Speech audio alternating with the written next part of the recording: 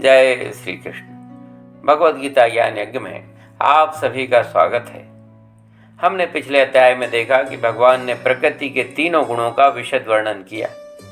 भगवान ने बताया कि इन तीनों गुणों में से किसी भी एक गुण में व्यक्ति बंध जाता है, इसलिए उसकी मुक्ति संभव नहीं हो पाती। मनुष्य की मुक्ति तभी संभव है जब भगवान की शरण ग्रहण कर ले। लेकिन भगवान की शरण ग्रहण करने में कुछ कठिनाइयाँ आती हैं। उन्हीं के निवारण हेतु भगवान प्रस्तुत अध्याय में प्रकाश डालेंगे। तो आइए शुरू करते हैं। मैं आचार्य चंद्रहास भगवान श्री कृष्ण के चरणों की वंदना करते हुए 15वें अध्याय का शुभारंभ करता हूँ, जिसका शीर्षक है पुरुषोत्तम योग। श्री भगवान उवाच ऊर्ध्वमूलं अधः शाखम् अश्वत्थं प्राहुरव्ययम् छन्दांसि यस्य पर्णानि यस्तं वेद स वेदवित्। भगवान ने कहा, ये संसार अविनाशी वृक्ष अश्वत्थ है। इसका कभी नाश नहीं होता, न सूखता है न मरता है। ये ऐसा पेड़ है जिसकी जड़ें ऊपर की ओर हैं और शाखाएं नीचे की ओर। इस वृक्ष के पत्ते वैदिक स्रोत हैं, और जो इस वृक्ष को जानता है वह वेदों का ज्ञाता है। जड़ें ऊपर की ओर अर्थात मूल ऊपर है, यानी परमात्मा ऊपर है। शाखाएं नीचे की ओर से मतलब हुआ कि प्रकृति नीचे की ओर है। अधर्ष चौर्धम प्रसृतास्तस्य शाखा गुण प्रवृद्धा विषय प्रवालः अधस्य मूल्यानुसंततानि कर्मानुबंधीनि मनुष्य लोके। इस संसार रूपी पेड़ की जो समस्त शाखाएं हैं, इन्हें आप अलग अलग योनियां मानिए। ये शाखाएं नीचे और ऊपर सभी ओर फैली हुई हैं। इस वृक्ष की शाखाएं प्रकृति के तीनों गुणों द्वारा पोषित हैं। जो नई कोंपलें या नए पत्ते निकलते हैं, वे हमारी इंद्रियों के विषय हैं। इस पेड़ की जड़ें नीचे की ओर भी जाती हैं, जो मानव समाज के सकाम कर्मों से बंधी हुई हैं। नारूपमस्येह तथोपलभ्यते नान्तो न चादिर्न च सम्प्रतिष्ठा अश्वत्थमेनं सविरूढमूलम् असंगशस्त्रेण दृढेन छित्त्वा। इस वृक्ष के वास्तविक स्वरूप का अनुभव इस जगत में नहीं किया जा सकता। कोई भी नहीं समझ सकता कि इसका आदि कहाँ है और अंत कहाँ है, या इसका आधार कहाँ है। लेकिन मनुष्य को चाहिए कि इस दृढ़ मूल वाले वृक्ष को विरक्ति के शस्त्र से काट दे। ततः पदं तत्परिमार्गितव्यं यस्मिन् गताः निवर्तन्ति भूया तमेव चाद्यं पुरुषं प्रपद्ये यतः प्रवृत्तिः प्रसृता पुराणी। विरक्ति अर्थात वैराग्य द्वारा इस संसार रूपी वृक्ष को काटने के उपरांत उस परम पद परमेश्वर को अच्छी प्रकार से खोजना चाहिए, जहाँ जाकर लौटना न पड़े, और उस परम पिता परमेश्वर की शरण ग्रहण कर ली जाए, जिससे अनादिकाल से प्रत्येक वस्तु का सूत्रपात तथा विस्तार होता आया है। उनकी शरण गए बिना वृक्ष मिटेगा नहीं। निर्माण मोहाजित संग दोषा अध्यात्म नित्या विनिवृत्त कामा द्वंद्वैर्विमुक्तः सुख दुःख संगैर् गच्छन्ति मूढ़ः पदम् अव्ययम् तत्। संसार रूपी वृक्ष कैसे कटता है, उसे बताते हुए कृष्ण कहते हैं कि जो मनुष्य मान प्रतिष्ठा और मोह से मुक्त है, और जिसने उन मनुष्यों की संगति को त्याग दिया है जो सांसारिक विषयों में लिप्त हैं, ऐसा मोह से मुक्त हुआ मनुष्य ही उस अविनाशी परम धाम को प्राप्त होता है।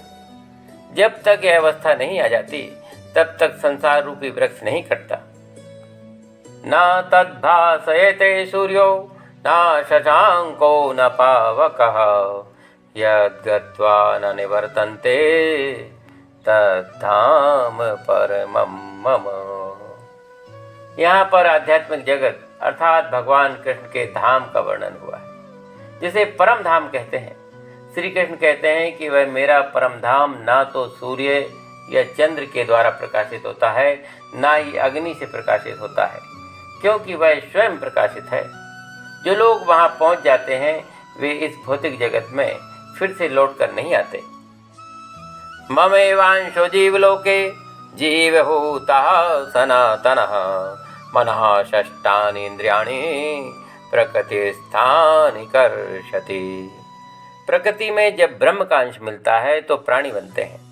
इसी बात को समझाते हुए कृष्ण कहते हैं कि संसार में प्रत्येक शरीर में स्थित जीवात्मा मेरा ही सनातन अंश है, अर्थात जो भी जीवित प्राणी हम देखते हैं उसमें कृष्ण का ही अंश है, और प्रत्येक प्राणी में ब्रह्म है, और प्रत्येक प्राणी अपनी मन सहित 6 इंद्रियों के द्वारा प्रकृति के अधीन होकर काम करता है। प्रकृति की त्रिगुणी माया हमसे जो करवाती है हम वही करते हैं। मित्रों, अभी आप भगवत गीता की जो व्याख्या सुन रहे हैं वह भगवत गीता की एज इट इज व्याख्या चल रही है, अर्थात भगवान श्री कृष्ण के मुख से जो श्लोक निकले उन्हीं का सरल शब्दों में अर्थ आपके सामने तक पहुंचाया जा रहा है। आपके मन में कोई भी प्रश्न हो या संदेह हो तो आप कमेंट बॉक्स में लिखकर अवश्य भेज दें, और चैनल को सब्सक्राइब अवश्य कर लें। जल्द ही भगवत गीता की आधुनिक व्याख्या की जाएगी, जिसमें आप सभी के प्रश्नों को शामिल किया जाएगा। शरीरम यद्वाप्नोति यच्चाप्युत्क्रामतीश्वरः गृहीत्वैतानि संयति वायुर्गन्धानि वाशयात्। जब तक शरीर में जीवन है तब तक उसमें आत्मा निवास करती है। जीवन के समाप्त होते ही आत्मा को दूसरे शरीर में जाना होता है, लेकिन दूसरे शरीर में जाने का आधार क्या है? वो है आपके कर्म। आपके कर्म, आपके संस्कार, मन सहित 6 इंद्रियों के कार्यकलापों सहित आत्मा एक शरीर से दूसरे शरीर में चली जाती है।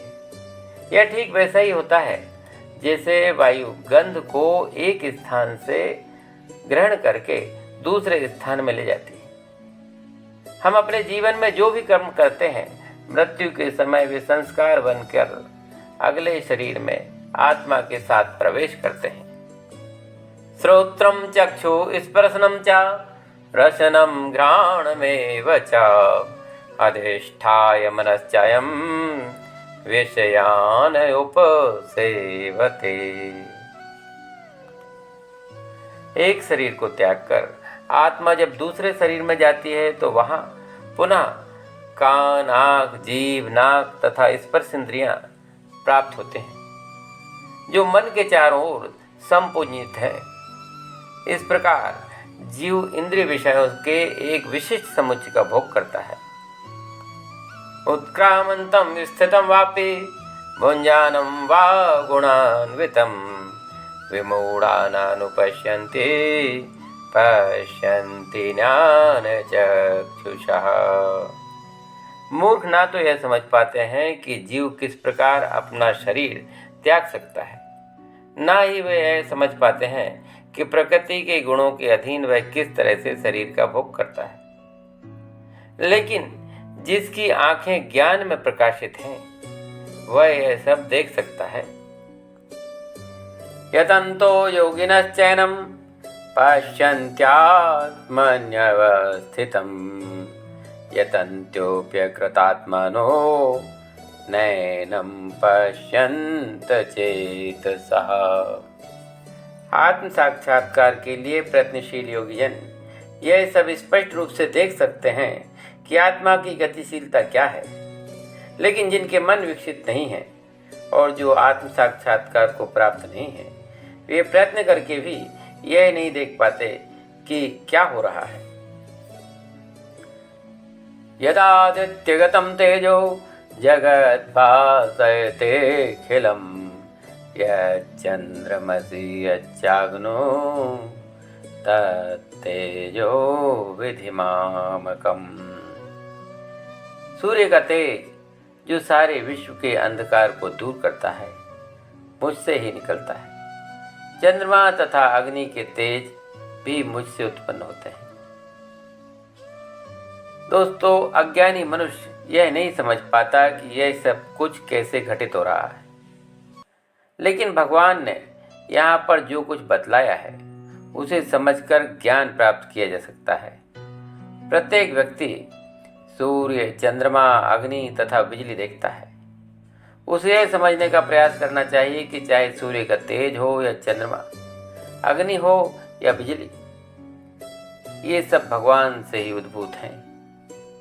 गमाविश्य च भूतानि धार्यामहमोजसः पुष्णामि चौदशिः सर्वा सोमो भूत्वा रसात्मकः। मैं प्रत्येक लोक में प्रवेश करता हूँ और मेरी शक्ति से सारे लोग अपनी कक्षा में स्थिर रहते हैं। मैं ही चंद्रमा बनकर समस्त वनस्पतियों को जीवन रस प्रदान करता हूँ। अहं वैश्वानरो भूत्वा प्राणिनां देहमाश्रितः प्राणापान समायुक्तः पचाम्यन्नं चतुर्विधम्। अन्न हमारे जीवन का आधार है। जीवित प्राणी को अगर अन्न नहीं मिलेगा तो वह मर जाएगा। अन्न को 4 प्रकार का बताया गया है: चबाने वाले, पीने वाले, चाटने वाले और चूसने वाले। कृष्ण कहते हैं कि मैं ही पाचन अग्नि के रूप में समस्त जीवों के शरीर में स्थिर रहता हूँ। मैं ही प्राणवायु और अपान वायु को संतुलित रखते हुए 4 प्रकार के अन्न को पचाता हूँ। वो अग्नि जो हमारे अन्न को पचाने में सहायक होती है, वह कृष्ण ही हैं। सर्वस्य चाहं हृदि सन्निविष्टो मत्ता स्मृतिर्ज्ञानं पोहनं च वेदैश्च सर्वे रहमेव वेद्यो वेदांत कृतदेव तवेदेव चाहम्। मैं प्रत्येक जीव के हृदय में आसीन हूँ और मुझसे ही स्मृति, ज्ञान तथा विस्मृति होती है। मैं ही वेदों के जानने योग्य हूँ। निस्संदेह मैं वेदांत का संकलन करता तथा समस्त वेदों को जानने वाला हूँ। द्वाविमौ पुरुषौ लोके क्षराक्षरैव च क्षरः सर्वाणि भूतानि कूटस्थोऽक्षरोच्यते। संसार के सभी प्राणी मृत्यु को प्राप्त होते हैं, ऐसा हम समझते हैं, लेकिन यह मिथ्या है। वास्तविकता यह है कि संसार में 2 प्रकार के प्राणी होते हैं, एक नाशवान यानी कि क्षर और दूसरे अविनाशी यानी कि अक्षर। जो क्षर अर्थात नाशवान होते हैं उन्हीं की मृत्यु निश्चित है, लेकिन समस्त जीवों की आत्मा अविनाशी है। उसकी मृत्यु होती नहीं, वो कभी मरती नहीं। सरल शब्दों में कहें तो भौतिक जगत में प्रत्येक जीव क्षर है और आध्यात्मिक जगत में प्रत्येक जीव अक्षर कहलाता है। उत्तमः पुरुषस्त्वन्यः परमात्मेत्युदाहरत यो लोकत्रयमाविश्य बिभर्त्यव्यय ईश्वर। इन दोनों के अतिरिक्त एक परम पुरुष परमात्मा है जो साक्षात अविनाशी भगवान है और जो तीनों लोकों में प्रवेश करके सभी प्राणियों का भरण पोषण कर रहा है। यस्माक्षरम् अतीतोऽहम् अक्षरादपि चोत्तम अतोऽस्मि लोके वेदे च प्रथितः पुरुषोत्तमः। कृष्ण कहते हैं, चूंकि मैं क्षर तथा अक्षर दोनों से परे हूँ, क्योंकि मैं सर्वश्रेष्ठ हूँ, अतः मैं इस जगत में तथा वेदों में परम पुरुष के रूप में विख्यात हूँ। अर्थात भगवान श्री कृष्ण से बढ़कर कोई नहीं, ना ही बद्ध जीव और ना ही मुक्त जीव। अतएव वे परम पुरुष हैं, वही परम पुरुषोत्तम हैं। यो मामेवं सम्मूढ़ो जानाति पुरुषोत्तमं स सर्वविद भजति मां सर्वभावेन भारत।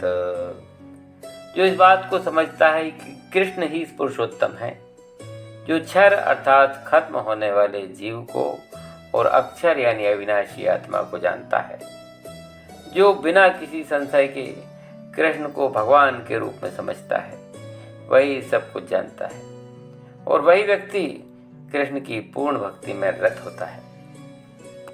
इति गुह्यतम शास्त्रम यदमुक्तं मया नघ एतत् बुद्ध्वा बुद्धिमान् स्यात् कृतकृतस्य भारत। इस प्रकार यह अति गोपनीय शास्त्र मेरे द्वारा कहा गया। जो मनुष्य इसे समझेगा वह बुद्धिमान हो जाएगा और उसके प्रयास पूर्ण होंगे। अतः योगेश्वर श्री कृष्ण की यह वाणी स्वयं में पूर्ण शास्त्र है। जय श्री कृष्ण। दोस्तों, पौराणिक आख्यान है कि एक बार कमल के आसन पर बैठे हुए ब्रह्मा जी ने विचार किया कि मेरा उद्गम क्या है। वे उस कमल नाल में प्रवेश करते चले गए। अनवरत चलते रहे किंतु अपना उद्गम ना देख सके। जब हताश होकर वे उसी कमल के आसन पर आ बैठे, चित्त का निरोध करने में लग गए और ध्यान के द्वारा उन्होंने अपना मूल उद्गम पा लिया, परम तत्व का साक्षात्कार किया, स्तुति की। परम स्वरूप से ही आदेश मिला कि मैं ही सर्वत्र हूँ, किंतु मेरी प्राप्ति का स्थान मात्र हृदय है। हृदय देश में जो ध्यान करता है वह मुझे प्राप्त कर लेता है। भगवद गीता ज्ञान यज्ञ के 15वें अध्याय का समापन होता है। अगले अध्याय में पुनः मिलेंगे। जय श्री कृष्ण।